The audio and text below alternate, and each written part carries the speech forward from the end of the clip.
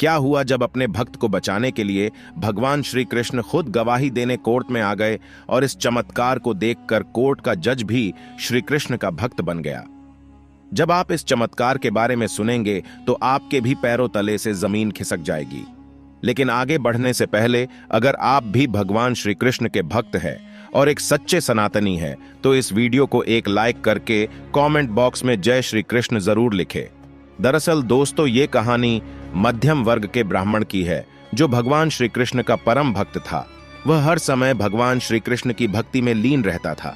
जब अपने परिवार को चलाने के लिए छोटा मोटा काम करता था, लेकिन उसने घर को चलाने के लिए कुछ पैसे महाजनों से उधार ले रखे थे और जैसे ही कुछ पैसे उसके पास जमा होते चले जाते वह पैसों से महाजन की उधारी चुकता था। वह इतना मेहनती और ईमानदार था कि वह किसी का भी पैसा उधार लेने के बाद वापस करना नहीं भूलता था। जब ऐसी ही उसकी जिंदगी चल रही थी तब वह कुछ निजी काम के लिए एक महाजन से कुछ पैसे उधार ले लेता है और हर महीने थोड़ा थोड़ा पैसा जमा करके महाजन को लौटाने लगा था।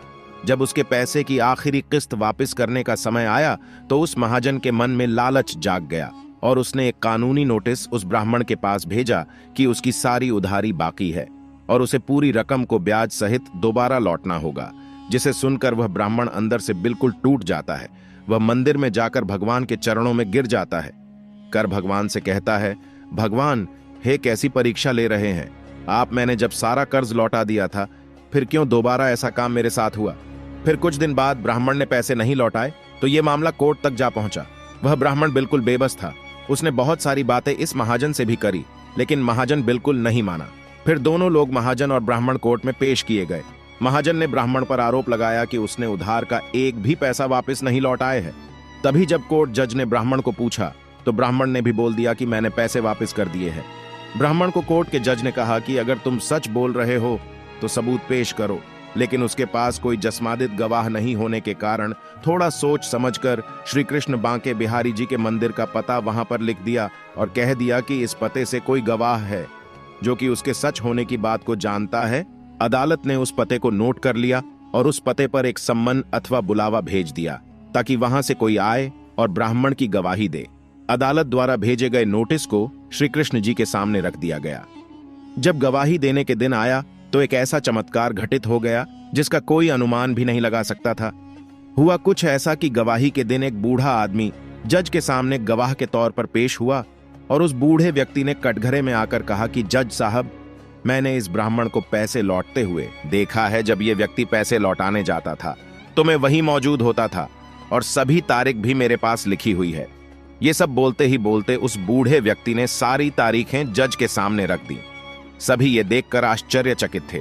ब्राह्मण मन ही मन सोच रहे थे कि उन्होंने तो इन बूढ़े व्यक्ति को कभी नहीं देखा और न ही ये महाजन के पास होता था, फिर ये कैसा चमत्कार है।